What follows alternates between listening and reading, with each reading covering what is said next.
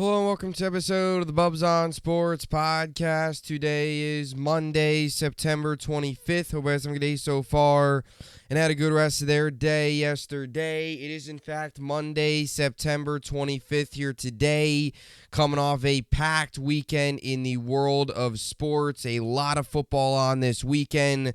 You had all of college football on Saturday and a full day of NFL yesterday. Another frustrating football Sunday if you're a New York Jets fan as they go out and lose their 15th straight game to the New England Patriots, fall to 1-2 on the year. Zach Wilson was atrocious.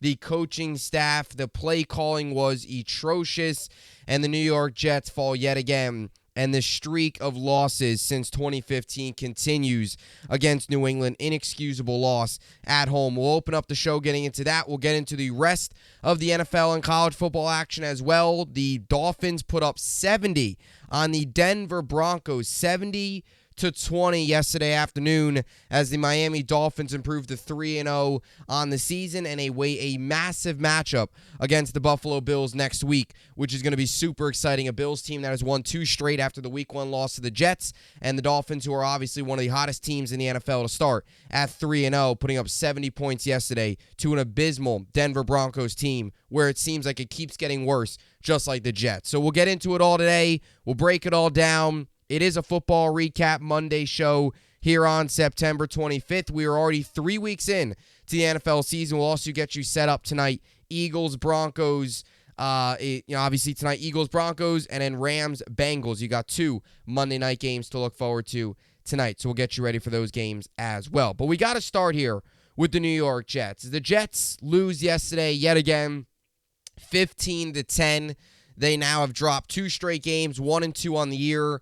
You lose 30-10 last week to the Dallas Cowboys. You come back home. You lose 15-10 now against the New England Patriots. This is 15 straight losses for the New England Patriots, continuing this 8-year drought of inexcusable, terrible football against a division rival, which is completely pathetic. The Patriots, they pick up their first win in this game, improve to 1-2. So the Jets fall to 1-1 at home. They also fall to 1-1 at the division. And they fall in the division now against a team like New England. So the New York Jets right now, when you look at the AFC East, they're last because they're 1-2 and they have the worst record against, obviously, the New England because the head-to-head. So you look at this Jet team, it's pathetic. Yesterday was pathetic on so many levels. You go into yesterday's game coming off the brutal loss to the Dallas Cowboys. You're at home. All you need to do is be competent on offense. And the New York Jets should have ran away with that football game yesterday. The Patriots are not a good team. They're not good. No matter which way you spin it, they're not a good football team. Unfortunately, with Zach Wilson, the Jets aren't either. Yesterday was pathetic on so many levels. From the top down, from the coaching staff to Zach Wilson, everybody, especially Zach Wilson, is at fault for this loss. Zach Wilson was horrific again today. And the fact that the New York Jets still do not have a veteran in this room, and on Tim Boyle does not count. The fact that they don't have a Carson Wentz or a Jacoby Brissett or somebody like that, a Cooper Rush, somebody that's out there, Colt McCoy, in this room right now to be playing quarterback is inexcusable on so many levels. And that falls in the hands of Joe Douglas. Zach Wilson simply is not a good NFL quarterback. He is a backup, not even. He's a third-string quarterback that's a reclamation project that needs a lot more than 4 snaps this season off. And it's unfortunate. We understand that. We were stripped of Aaron Rodgers this season. It's awful. 4 snaps in, he tears his Achilles. But at the end of the day, life goes on in the NFL. And the fact that this franchise still hasn't woken up and realized that Zach Wilson's not the guy is pathetic on so many levels. And yesterday was a loss, a same old Jets loss, where they should have won the game. Their defense, despite not playing up to their ability, you could say over the last 2 weeks, the defense isn't the 85 Bears, as DJ Reed said. They're not great. They're still having some struggles on third down, but they let up 13 points yesterday. You should win games when your defense lets up 13 points. The 15, obviously the 2 more points after that was the safety that Zach Wilson took in the end zone by Matthew Judon. When you're deep, yesterday was a same old Jets loss, and this is the same old Jets right now. They're rolling a quarterback out there that has zero confidence, that absolutely stinks, and they're expecting a different result every single week. That's the definition of insanity. And this team is pathetic.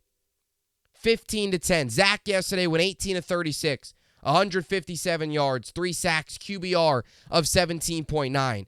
And you go back and rewatch that game, and Dan Orlovsky, who does a great job at ESPN and stuff like that, broke down this actually piece of film. I just watched it about 20 minutes ago. He posted it. And I've watched that clip back about 3 times already, and I still can't get over how this team feels that it's okay to keep rolling Zach Wilson out there every single week, acting like it's going to be something different. And the reality is, you got Kansas City on Sunday Night Football. So the entire world is going to see this dumpster fire on display on Sunday night. It's so upsetting because we were all excited this year. Finally got a Sunday night game for the first time in forever. And now you don't even want, you'd rather put that Dolphins-Bills game on Sunday night. But it's too early in the season to flex games. So you're going to get Chiefs, you're going to get Patrick Mahomes and Zach Wilson next week. I mean, you're talking about the best quarterback in the NFL to a guy that I don't even know why he's playing right now.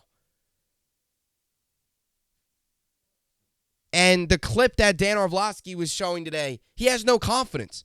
On a 3rd down and 7, he went through his 3 steps, hitch, threw it to Michael Carter, check down on 3rd and 7. Garrett Wilson was open. He's got to get the ball to Garrett Wilson. Yesterday, and again, the offensive line, and again, this is why there was no excuses yesterday.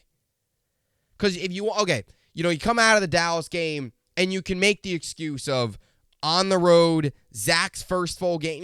The Monday night game was, he got thrust into it, 4 games, all that stuff. So on the road, Dallas team, really good defense, their home opener. They're coming off of a 40-0 win over the Giants, right? You can make and then coming out of the game too, there was already built-in excuses going into the game. Coming out of the game, there was more excuses of, the offensive line wasn't good. They were getting blown out. The defense played poorly, all that stuff. All those excuses. You come out of this game, there's no excuses. There's no excuses. You can't make the excuse the offensive line was bad because the offensive line, sure, there was some times where Zach was under pressure and he did get sacked 3 times, but let's be honest here. There was a lot of times the offensive line had good protection and Zach just can't read a defense and he stood there and he did a check down or he missed guys wide open downfield. There's this stat that's crazy. Rich Cimini posted it the little earlier today. Or I think it was either yesterday or earlier this morning. It was something about Zach when he has more than 3 seconds to throw the football. He's so bad. He's terrible. He's terrible, which is ridiculous. When you have more time in the pocket, competent quarterbacks get the ball out and they do well. For some reason, when Zach doesn't have much time, when he has more time in the pocket, he can't read defenses. He just can't. He was missing guys wide open. Wide open. 4th down and 10, he checked it down to Tyler Conklin with the game on the line. And in his post-game press conference, he goes on, again, part of that's coaching, but the post-game press conference, he goes in and says, we were looking deep, everything was covered, so I tried to check it down to Conklin, hoping he can make a man miss. You're asking your tight end, Tyler Conklin, to make a guy miss and pick up 9 yards, 10 yards after the catch. That's what you're asking your tight end to do. Are you kidding me? I mean, okay, if it was Garrett Wilson, okay. If that's the excuse of, I was trying to, hope he can make a man miss, fine. Because Garrett Wilson can make guys miss. You're asking Tyler Conklin to make a man miss. I mean, that is ridiculous. It's malpractice by this organization to go out there and continue to roll him out. And again, you feel bad for him too because he's not ready for this. And again, I'm sick and tired. Look, I'm not trying to make excuses, but he shouldn't be out there. There should be a veteran. Matt Ryan, who I know went on today on a CBS network and said he's not playing, all that stuff. Fine, he's out of the equation. But Matt Ryan, who is washed up, is a better quarterback than Zach Wilson. Zach Wilson's the worst quarterback in the NFL. He's the worst quarterback in football. Who's worse? Justin Fields is terrible. Zach Wilson's worse. Fields is better than Zach Wilson. I would say that. Josh Dobbs on a rebuilding Arizona Cardinals team just beat the Dallas Cowboys yesterday. Josh Dobbs is better than Zach Wilson. That's pathetic. That's pathetic. And again, not trying to beat, the dead horse here of Zach because everybody's crushing Zach and he's the quarterback and all that stuff, and rightfully so. But a lot of it, too, is coaching, and I'll admit that. Robert Saleh, Joe Douglas, it's also front office. The fact that Douglas hasn't gotten somebody in here is ridiculous. And I don't know if there's somebody in the higher-ups yelling into his ear saying, oh, no, no, no, or whatever. We got to believe in Zach. We got to trust Zach. We can't continue to, we can't do what we did to him last year and bench him again. I don't know if that's the case. But if I'm Joe Douglas, you can't keep letting this slide. You got to make a move. And let's be honest here. There should have been a move made to bring in a veteran. The New York Jets are 2-1 right now if Matt Ryan was signed on September 12th, the day after Rodgers tore his Achilles. The New York Jets right now are 2-1 if Cooper Rush is the quarterback. They're 2-1 if Colt McCoy's the quarterback. 2-1 if Carson Wentz is the quarterback. They are. They're 2-1 right now. Instead, they're 1-2, staring at the Kansas City Chiefs coming to town, who put up 40 yesterday. And they're staring at a 1-3 start, which is actually worse than last year. Beyond pathetic on so many levels. And that does fall on Douglas, because he should have made a move. We saw last year with Breece Hall when he went down. He made a move for James Robinson. Again, it didn't work out, but he tried. The next day, he tried. The fact that a bigger position of need, the quarterback, that he goes down to act like this is okay to roll Zach out there, and then the guy behind Zach Wilson is Tim Boyle, is beyond pathetic. Now, you do start to wonder, how much worse can Tim Boyle be than Zach Wilson? Well, I'll tell you what. Tim Boyle looked like garbage in the preseason. So to go out there and say, oh, Tim Boyle's going to go out and play well in the regular season, I don't know if that's the case. But that's the sad part, too. You're sitting there watching that game yesterday. And even if you bench Zach Wilson, you don't have anybody behind him.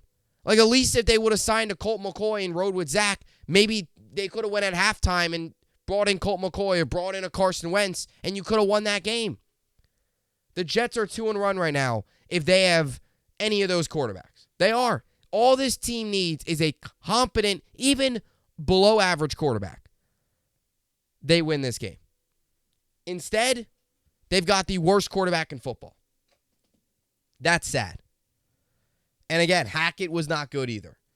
Why is Mecole Hardman not getting involved? That's not Zach Wilson's fault. That's the coaching staff's fault. So there is a lot of it too that, Zach's the main one to blame because he's the quarterback, and some of these plays the guys are wide open, which that's not on the coaching. That's on the quarterback. He's got to find the guys wide open. But there are some moments too where it is coaching. You wonder how much Hackett's trying. They're playing scared, which is ridiculous that they're going to continue to play this way every week and continue to go out there and tell you that, he should play. And you saw Saleh yesterday in his post-game press conference. He could barely get the words out of his mouth that's saying Zach Wilson, he's the best guy that gives us, or he's the guy that gives us the best chance. Kidding me? Really? They're wrong. They know that this is pathetic. It's stubbornness.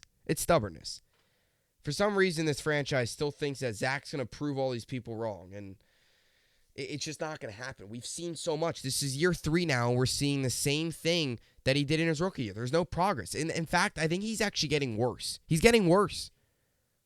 Because if you remember this time last year, he led the Jets on the road in Pittsburgh to a comeback victory, and he looked really good in the fourth quarter. Like, he's actually gotten worse from last year. He has. Like, even late in his rookie year, you saw a lot of really good positives. Last year, early in the season, you saw some good things, and it started to fall apart. And since that point, he's just significantly gotten worse. He can't do the competent things. It's pathetic. And Mecole Hardman only getting 2 snaps yesterday is unbelievable. Uzama getting way more snaps than Ruckert is unbelievable. They barely even used Rucker yesterday. It's so bad on so many levels. Why is, Saleh said, we got to get Jeremy Rucker more involved, and they don't even use him. Mecole Hardman. Like, where is he? Where is Mecole Hardman? He had 2 snaps yesterday. Played 2 snaps. Sure, okay, fine. Maybe maybe the coaching staff doesn't love him a ton or doesn't like him a lot. Maybe there's, I don't know. You don't ever know what's going on behind the scenes as to why a guy's not playing. But the fact that we're seeing Randall Cobb still over McCole Harmon is horrible. Maybe the second worst thing that we're seeing outside of Zach Wilson taking the field every week. Your offense is struggling. You need some energy. You need a boost. Speed helps. Where is McCole Harmon? Why is Randall Cobb out there every play? And I'm not sitting there crushing Randall Cobb for dropping the Hail Mary. Look, it was a Hail Mary. I know there's some Jets fans out there saying, oh, if Randall Cobb caught that Hail Mary, we're 2-1 right now. You can't blame the game on Randall Cobb. I know he took blame. You can't do that. You can't blame the game on Randall Cobb. You just can't. Okay? He dropped the Hail Mary. He slipped and it tipped off his hands. If you're losing sleep right now because of Randall Cobb dropping the Hail Mary, I don't know what to tell you. If anything, you should be losing sleep is this team should be 2-1 if this franchise would have woke up and realized Zach Wilson's not it, and they should have signed a veteran.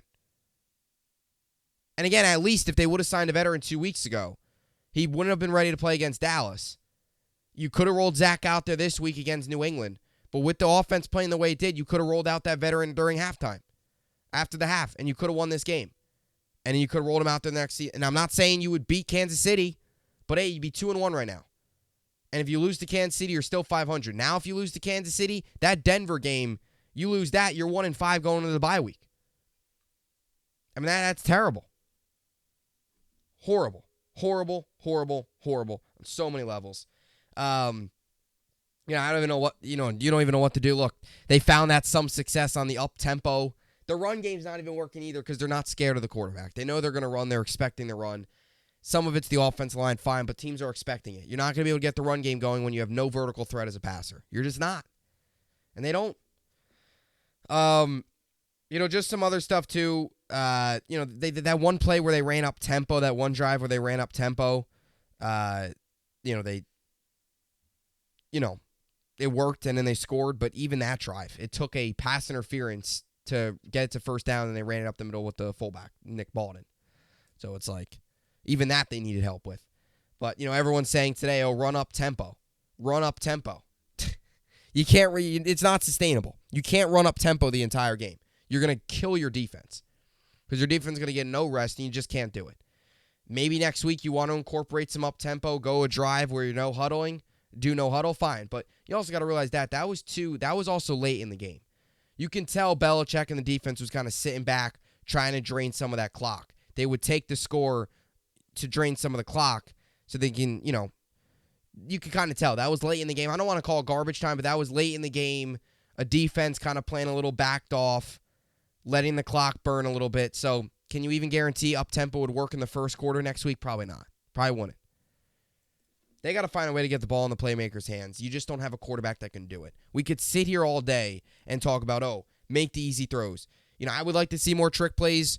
Even though when I call them trick plays, but even just some of the basic stuff, find ways to get the ball in McCole Harmon's hands, use his speed, find a way to get the ball in the, Garrett Wilson's hands, all that stuff. But you could say all that. None of it's going to work with this quarterback. You need a quarterback. You need an average quarterback. Cooper Rush. There's a guy out there, too. He went 4-1 last year as a starter. He played well. Cooper Rush. I don't know if they'll trade for him. I don't think you're probably going to trade for a guy like that. I don't think, I know the Vikings are 0-3. Kirk Cousins maybe becomes available, but even if that is the case by the deadline, what are the Jets at the deadline? It might be a 2-win team at that point. The way this Jet team is playing, this team is a 6-7-win team just like last year. And I said they might even be worse because I think Zach Wilson's actually worse this year than he was last year. He's horrible. He's horrible. Again, the defense yesterday was, it's not the 85 Bears, but you let up 13 points. You should win games when you let up 13 points. Because the sad reality is if the defense lets up more than 0 points, they lose games. So there was this stat I saw today earlier. So it said, if the Jets score the league average, if the Jets have scored the league average of 23 points over the last 18 games, that's just average. If they would have scored 23 points, and this is from the Buffalo Jet fan. Excellent stat find here, just to show you how bad this is. The New York Jets have scored a league average, if the Jets scored a league average of 23 points over their 18 games, over the last 18 games, just being average, they would be 15-3. 15-3. That's how bad. That is pathetic. If this offense was, and that's what's so awful as a fan. If this team was just average, all we've been searching for is and again, Aaron Rodgers was stripped of us. I get that, but you got to move on. It's the NFL. Injuries happen. It's unfortunate. It's awful. It's cruel, but you got to move on. And the fact that this organization didn't take action in the coming days after that injury is beyond pathetic. This team is a playoff team with an average quarterback. Not even Aaron Rodgers. This team could probably sneak into the playoffs with Cooper Rush. This team could sneak into the playoffs with Colt McCoy. They could sneak into the playoffs with Carson Wentz. They could. They could. If this defense lets up 13 to 16 points, Cooper Rush can go out there and put you up in 20 points. He could. But the reality is you're way behind. Because now if you bring in a quarterback, even if you bring in a quarterback, let's say they sign one right now. They're not going to play next week. You don't really know if they'll play the week after that. It's going to take them a week or two to learn the system. That's why, ideally, you signed a quarterback right after the Aaron Rodgers injury news came out, and he'd probably be ready to play right now or at least in the second half of yesterday's game if you wanted to bench Zach. Now you're way behind, just like always. This franchise is always behind. Always behind. And that's why we haven't made the playoffs in 12-plus years, and that's why we haven't beaten New England since 2015. Sad. So the Jets lose Kansas City next week, prime time. That's going to be awful. Look, you always root for wins as a Jet fan. I still will sit here and say, Zach Wilson next week goes out there and throws for 330 yards. That'd be great. And they win the game. You're going to root for that. I'm going to continue to root for the team, but my optimism right now, going into next week, I'm expecting probably a 30-10, 27-10 type of game where the Jets might score a garbage time touchdown late, but for the majority, it's probably going to be all Kansas City. I don't think the Jets will give up 40 points like the Bears did. The defense is better than that, but 24, 27 points, that's highly likely. When you look at some of the scores over the weekend, obviously the Dolphins-Broncos game was crazy. You walk away from this game, too, as a Jet fan, realizing you still got to play Miami twice this year. And Mike White yesterday went 2 for 2 for 67 yards and a touchdown.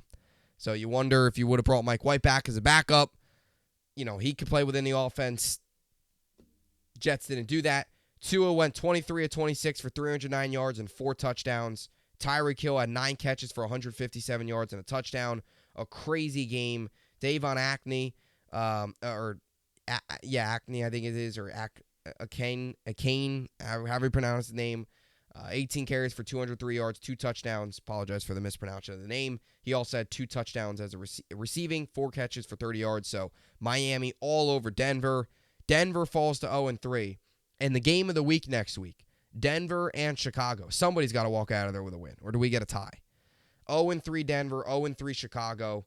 That is going to be brutal. And if Denver loses that game and the New York Jets walk into Denver in 2 weeks, even if the Jets lose next week and the New York Jets are 1-3 and the Broncos are 0-4, if you walk into that game, that is a game where you have to win. 0-4 Broncos, that it's likely, it's possible. The Bears aren't any good, but the Broncos are just as bad. Bills all over the Commanders, 37-3. So the Bills have figured things out after that rough Week 1 loss, obviously against the Jets. It's funny how the 2 seasons have gone in completely opposite directions. The Bills were on a low after that Week 1 loss, 4 turnovers from Allen, and now they've won 2 straight, and the Jets have lost 2 straight since that meeting. Just shows you that Week 1 really doesn't mean a whole lot in the grand scheme of things. Packers over the Saints, 18-17. Texans over the Jags, 37-17. 2 really poor losses for the Jaguars as they fall to 1-2 on the season. Chargers over the Vikings. Huge win there for the Chargers. A really tough blow, though, as Mike Williams tore his ACL. He's done for the year. But Keenan Allen had a huge game, and Mike Williams as well. Mike Williams had 7 catches, 121 yards, and a touchdown. Keenan Allen had 18 catches, 215 yards. He also had a touchdown pass, 49 yards and a touchdown. How about we sign Keenan Allen? Put Keenan Allen at quarterback. He had a better game than Zach Wilson yesterday. Keenan Allen, anybody? Maybe. We'll see. Seahawks over the Panthers, 37-27. This was a big one. Cardinals over the Cowboys. The Cardinals, I don't like to be that guy that plays the what if, but we're going to do it right now. The Cardinals, if the Cardinals would have taken care of business last week and didn't blow that 28-7 lead against the Giants, they would be 2-1 right now. The Cardinals would be 2-1 right now, which would be crazy. Now, they got to play the Niners next week. They got to play the Bengals the week after that. So, if the Bengals get right, obviously the Niners will probably beat them. But the Cardinals, hey, you got to give it to them. They've been competitive in all three games. They were close against Washington. They lost by 4. They lost by 3 against the Giants. And then they just beat the Cowboys. So the Cardinals, their defeats, it has been a total by 7 points combined. And then they beat the Cowboys yesterday by 12.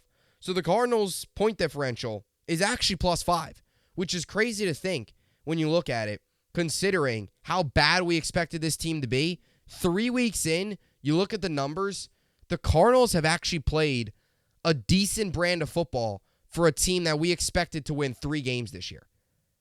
Now, I'm not saying they're going to go out and win the Super Bowl. Their schedule is really tough coming up, but they could easily be 2-1 right now.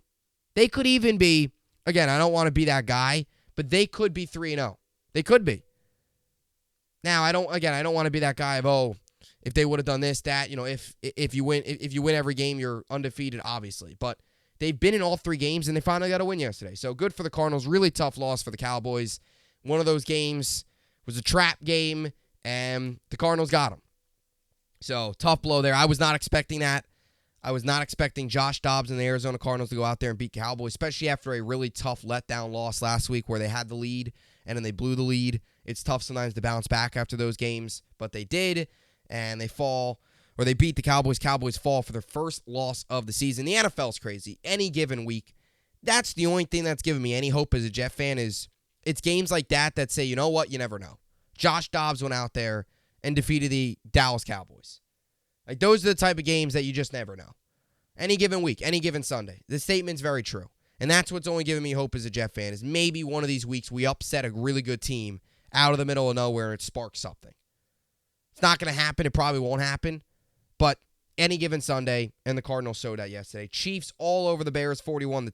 Steelers, some late game mismanagement there from Josh McDaniels. They take care of business on the road. So despite all the offensive concerns, although Kenny Pickett had that bomb early in the game for a touchdown, despite some of the early season concerns, the Steelers, although it hasn't been pretty, they're 2-1, and they just coming off a road victory against the Raiders in a tough environment. Steelers got the job done. They're 2-1 facing a Texans team coming off a really big win, but a winnable game. The Steelers, despite all of this, despite all the concerns, they could easily be 3-1 coming out of next week. So Steelers, a wacky start to the year, but finding ways to get the job done. Colts with a big win over the Ravens. Gardner Minshew and the Indianapolis Colts go into Baltimore, take care of business. Minshew went 27-44 for 227 yards and a touchdown. Zach Moss had a big game, 30 carries, 122 yards. He also had a touchdown catch. So really big game for him. Picked him up in fantasy. My fantasy team went crazy because I had Devontae Adams, Keenan Allen, Mike Williams were my 3 receivers. My 2 running backs, Pacheco and Zach Moss, did well. Purdy did well on Thursday night, as we talked about on Friday. Fantasy team this week put up 215 points. So successful week there in fantasy. But the Colts with a big win on the road. That was one of those games that stung as a Jet fan, because we could have had Minshew. He could have been a guy that we could have brought in the offseason to sit behind Aaron Rodgers. He could have been. But instead, again, I'm by no means, because I know there was some Gardner Minshew talk to bring him in and have competition with Mike White. No, I didn't want that. But the fact that we could have had Rodgers, or we had Rodgers. Wait, forget what I said there. The fact that once we traded for Rodgers, the fact that we could have signed Minshew to sit behind Rodgers and be that backup, because Minshew is a very solid backup. He is a borderline starter quality backup in the NFL. He is. He's one of the better backup quarterbacks out there. He is. So the fact that we could have had Minshew behind him, Minshew right now, we'd be 2-1. Do I want to get crazy and say we'd be 3-0? Probably not. But Josh Dobbs just beat Dallas. So is it crazy to say that Gardner Minshew could have beat the Cowboys in week 2? I don't know. Either way, This is the crazy mindset of a Jet fan sitting here and thinking that Gardner Minshew could do great things with us, but when you watch Zach Wilson every single week, anybody that can throw a football somewhat okay, I feel like we should be 2-1 right now. But either way, that'll do it for the podcast. Gardner Minshew, great win for them, but it stinks. He could have been a guy that could be playing right now. Could have brought, we had Rodgers. You could have brought in Minshew behind him. Could have brought in a Teddy Bridgewater. Could have brought in anybody. And again, I'll admit, for a while there, I wasn't always in favor of a backup. But deep down inside, you can't sit here and tell me that there wasn't some concerns. And there always was concerns. And especially when Rodgers went down, there needed to be a backup in the building. And it's pathetic that there wasn't. And here we sit. So now we move on to some of the Monday night games for tonight. There's two of them. 7:15, Eagles, Buccaneers, and an 8:15 start where the Bengals and the Rams. I believe this is the final Monday where we'll have two Monday night games.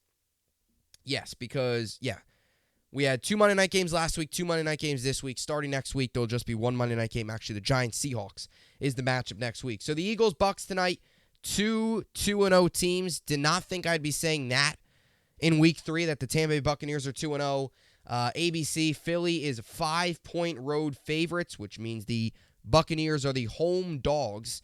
The Eagles are 70-point, according to ESPN Analytics matchup predictor. They're giving the Eagles a 70.3% chance to win, while they're only giving the Buccaneers a 29.5% chance of winning. Over-under for this game is set at 44. While I'm rooting for the Bucs, while I would love to see the Baker Mayfield, Todd Bowles story get a little bit better, because if they win this game, they get to 3-0, things could really get crazy in Tampa Bay Buccaneer land.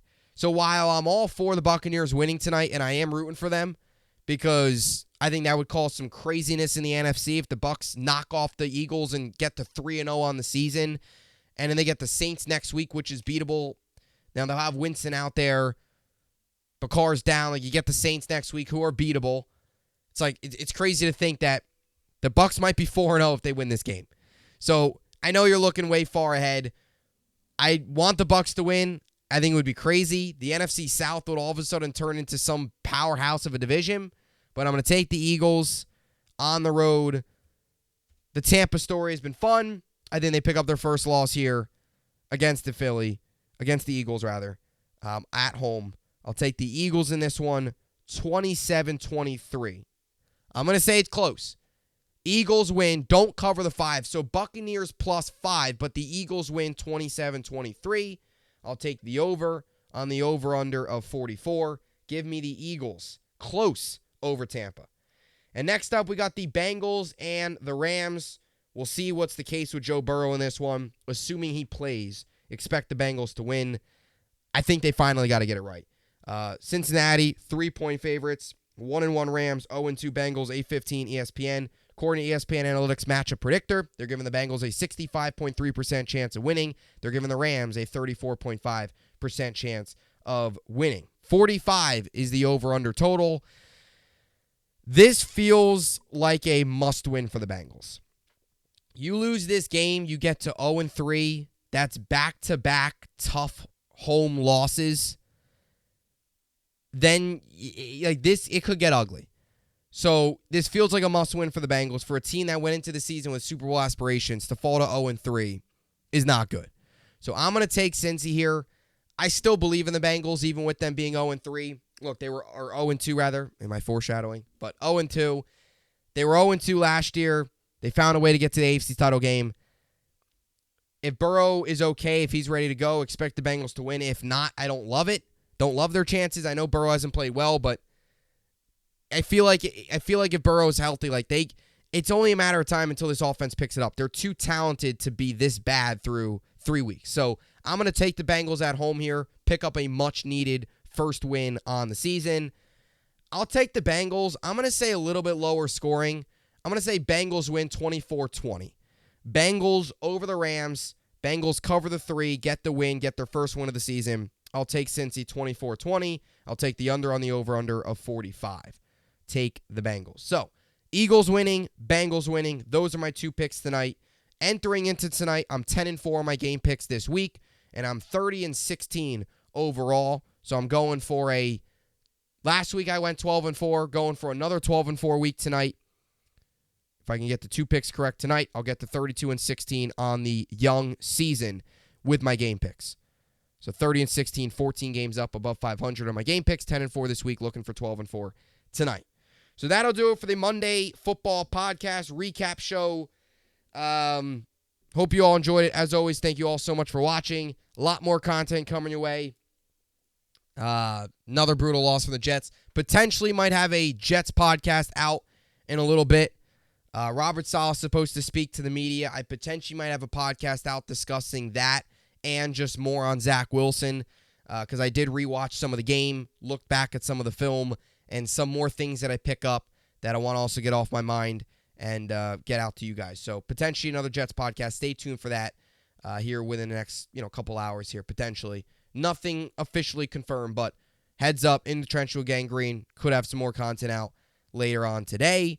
So stay tuned for that. And obviously a lot more content coming here on the channel as well as we are in the prime of football season. Unfortunately, we sat through a brutal baseball season, and it's looking like, at least from a Jet fan perspective, because the Giants, I think there's more hope that they can turn around, even with their schedule being brutal. Like, the Jets, there's no hope right now with Zach Wilson. They bring in a veteran, if they sign a veteran today, or Robert Saleh says something on his press conference that maybe about, they're getting somebody in here within the next 24 hours or something. Maybe then there's hope, but right now with Zach Wilson, there's no hope. And that's unfortunate because we sat and watched one of the worst baseball seasons we've seen in a very long time. And we're sitting here and we're watching a football season that was so anticipated, and both teams already combined 2-4 on the season. So that's not good. But anyway, a lot more content coming your way. Stay tuned. As always, hope you enjoyed it, and thanks for watching.